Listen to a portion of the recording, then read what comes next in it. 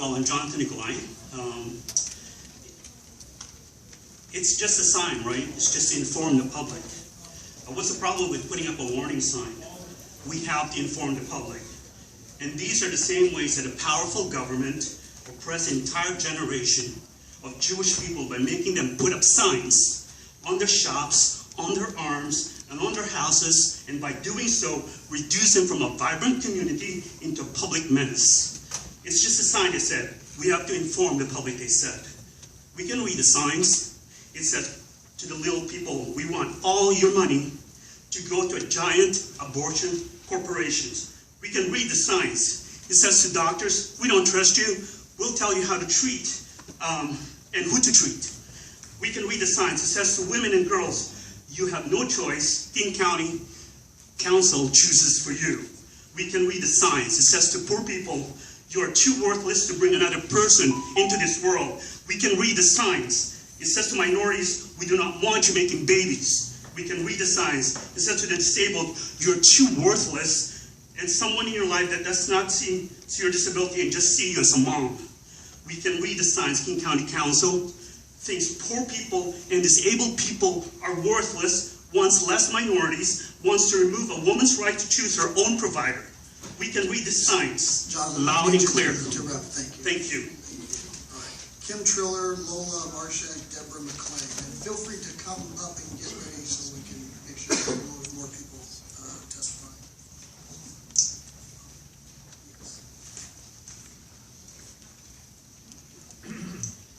Okay, my name is Kim Triller, and I oppose 1704. I want to just, because I only have 1 minute, just mention that we're very concerned about the way and the principal allegations in the staff report relies entirely on second-hand allegations of a legal intern devoid of any medical training, passing our office falsely as a client for the express purposes of trying to discredit pregnancy centers. These allegations do not come close to suggesting a pattern of harm by pregnancy centers. But in fact, the Board of Health staff fails to identify a single actual client whose abortion or contraception was delayed because of pregnancy centers. In the staff report, our Kenmore Center was mentioned, and I stand here before you today and state emphatically that report was an absolute lie. Legal Voice, you and your intern have misled the Board of Health about the practices of pregnancy centers and have slandered and maligned our organization, and we have solid proof. What actually occurred was during that appointment was we confronted that fake client and asked her if she had recorded anything and let her go. So everything in the report that is being shown to you on CareNet of Puget Sound is actually factually inaccurate. So I would ask the Board of Health to really consider taking only the report in making your decision today. Thank you very much. Thank you, Kim. Lola, Marcia, Deborah McClain. Hello, my name is Lola Marchbank, nurse manager for CareNet of Puget Sound, and I oppose 1704. I'd like to speak about some of the public health risk concerns that were alleged against us by Legal Voice. We provide pregnancy testing, limited OB ultrasounds, and refer immediately for OB care. If a client does not have medical coverage, we refer immediately for maternity case management, and they are seen within a day or two to obtain insurance for their care. We refer for doctors immediately as well. We work closely with the health department. We provide STI testing, and we choose to provide 3 most prevalent in the area. And we work with the health department. They provide partner treatment packs that we give for the partners, as well as providing treatment for the women as well. Please think of the women we do serve in their choice to deliver their babies. Not having pregnancy centers will impact their ability to make that choice. In this case, it is ironic. Pro-choice should not mean no choice for women in King County. Thank you. Thank you, Lola. Deborah McClain, followed by Ben Edwards, Linda Jones, Russell Jones. And I see a number of folks here saying they're associated with the organization CareNet. If you'd like to consolidate, testimony, you could have 3 minutes, but if you want to each testify, then you can do that as well. I'd like to yield. Okay, you're Deborah McLean. Okay, Deborah, thank you. Ben Edwards, Linda Jones, Russell Jones.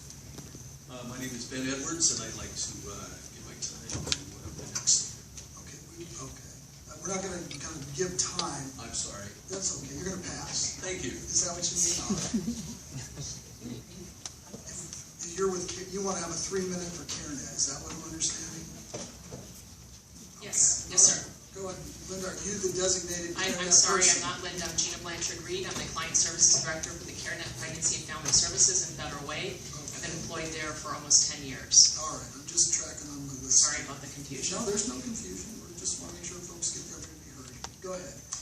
First of all, I want to say I agree with Kim Chor, the Executive Director, that the complaints have not been lodged by any of our clients. I personally went through all of our exit reviews over the last few years and had 0 complaints. We had 2 neutrals, but when I read over their comments, they were very happy with the services that we provide. We provide over $2.5 million in services, medical services, and parenting support to anyone that can come in our doors in the 7 centers that we operate. They all meet the statutory definition of a healthcare facility, and as such is beyond the regulatory reach of the Board of Health. There's been no reported complaints by actual clients alleging untimely access to care, nor have they identified anyone who was unable to access abortion or birth control in a timely fashion because of any act or omission from pregnancy centers.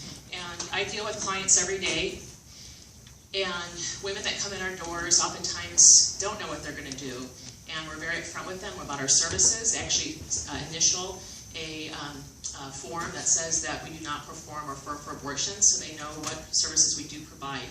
And if you read over our exit reviews, you'll find that they sometimes are undecided, but when they leave, they feel cared for and respected at all times and would refer other people to our centers.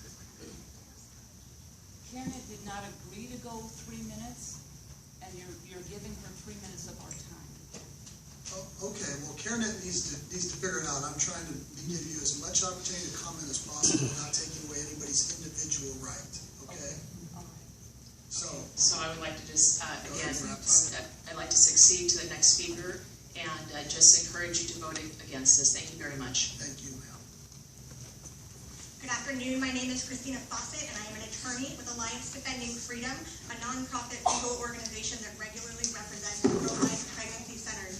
I am here today because the proposed regulation violates the First Amendment of the United States Constitution. As a result, most jurisdictions that have passed similar laws have had them struck down as unconstitutional in numerous cases.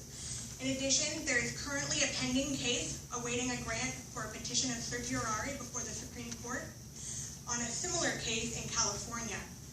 If that case is heard by the Supreme Court, it is likely that that regulation, along with this one and many others, will be struck down as unconstitutional.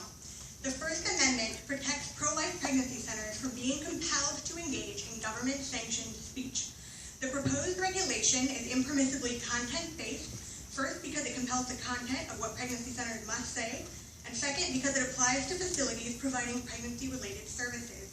It is also viewpoint discrimination, as it applies only to pro-life centers and not to abortion facilities. Thank you. Thank you. All right, so